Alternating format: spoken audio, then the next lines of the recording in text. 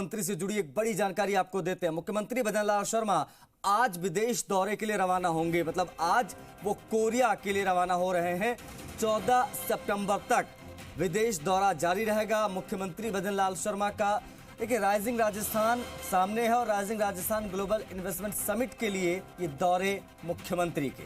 अंतर्राष्ट्रीय investors meet की शुरुआत दक्षिण कोरिया और जापान से।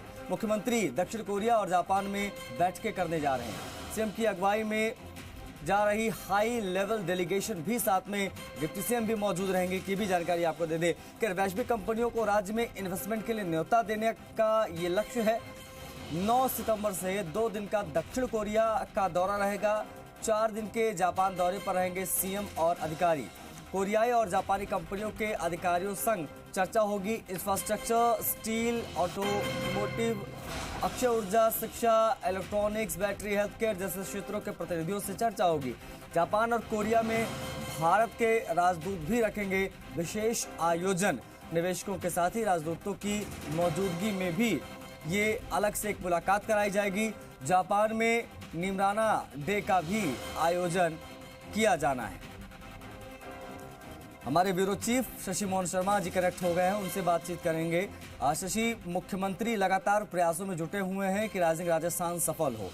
मुंबई का दौरा हमने देखा, रोड शो हमने देखा, और विदेश यात्रा पर आज से निकल रहे। कहां पर क्या कार्यक्रम रहने वाला है, किस प्रकार से विदेशी कंपनियों को लुभाने का प्रयास रहेगा सीएम का, जरा बताएं दर्शकों को। आशीष, किसी भी राज्य में निवेश उसकी प्रगति के लिए, उसके लोगों को रोजगार देने के लिए बहुत महत्वपूर्ण होता है। और इसी कड़ी में राजस्थान की सरकार राइजिंग राजस्थान कार्यक्रम का आयोजन कर रही है 9 से 11 दिसंबर को। और इस कार्यक्रम में कैसे निवेश लाया जा सके, कैसे ज्यादा से ज्यादा इन्वेस्टमेंट लाया जा सके, इस पर सरकार का फोकस दिख रहा है। और इसी के लिए मुख्यमंत्री भजनलाल शर्मा आज रवाना हो रहे हैं कोरिया के लिए। कोरिया जाएंगे, फिर उसके बाद जापान जाएंगे। तो 14 सितंबर तक का मुख्यमंत्री का दौरा है।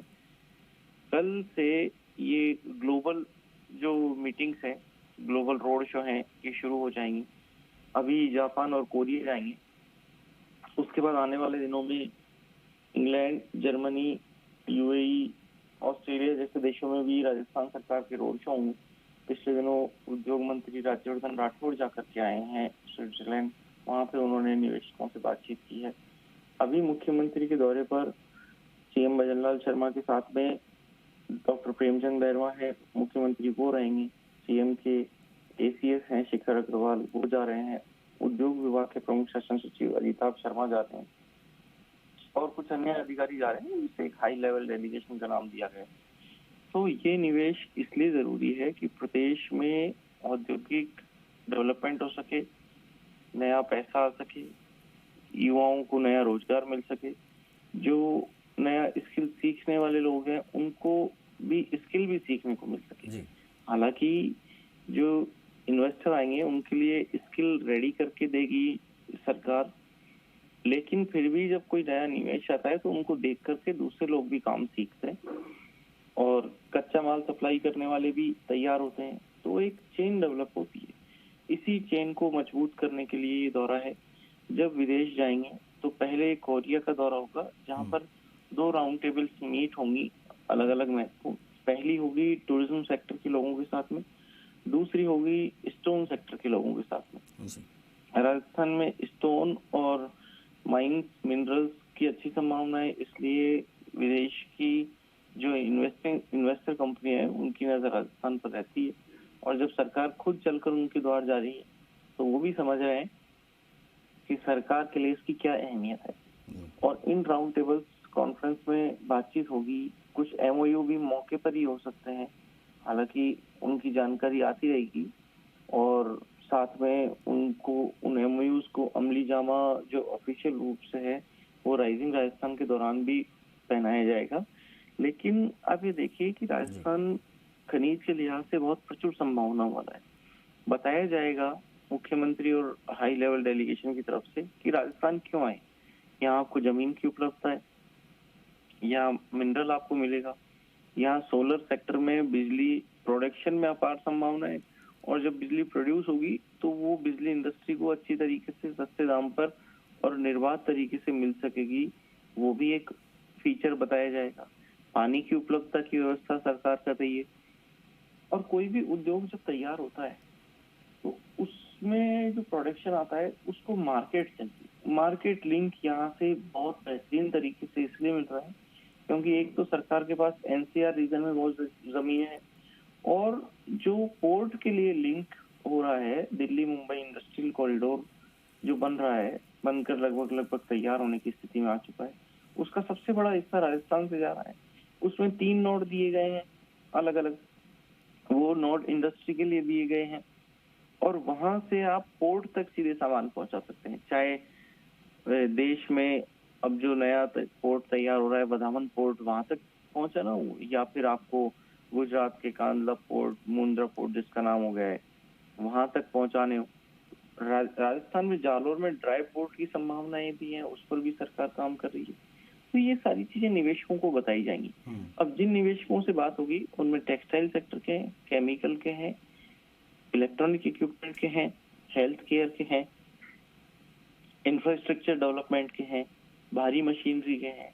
तो ये सभी तरह के इन्वेस्टर्स हैं जो यहाँ आना चाहते हैं और उनको अगर बेहतर सुविधाएं मिलेंगी, सस्ती बिजली और कई छूट मिलेंगी, तो हर निवेशक यहाँ पर आना चाहेगा।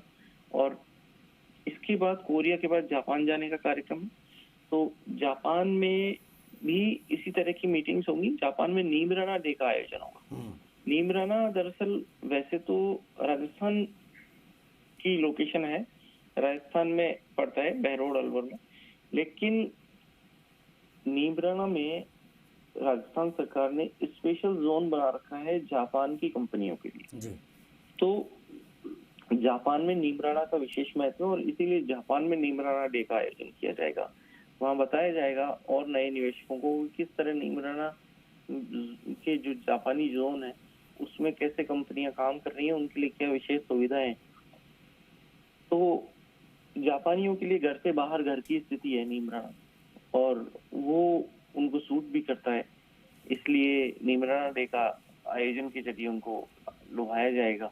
जापान में इंटरेस्ट रेट भी कम है, अभी 0.01% इंटरेस्ट रेट है वहाँ बैंक्स की तरफ से जो लोन दिया जाता है। तो ये भी एक सस्ते पैसे की उपलब्धता होती है इन्वेस्टर्स के लिए, और उस पैसे का यूटिलाइजेशन दूसरे देशों में अपना काम धंधा लगा करके बड़ा निवेश करके किया जा सकता है। सीबी जॉर्ज है, भारत के राजदूत हैं, वो एक डिनर का आयोजन करेंगे, और जो जापान में भारत के राजदूत हैं वो भी एक डिनर का आयोजन करेंगे जी। हाई लेवल डेलीगेशन को तो बुलाएंगे ही, लेकिन साथ में उनकी मौजूदगी में इन्वेस्टर्स से बातचीत होगी।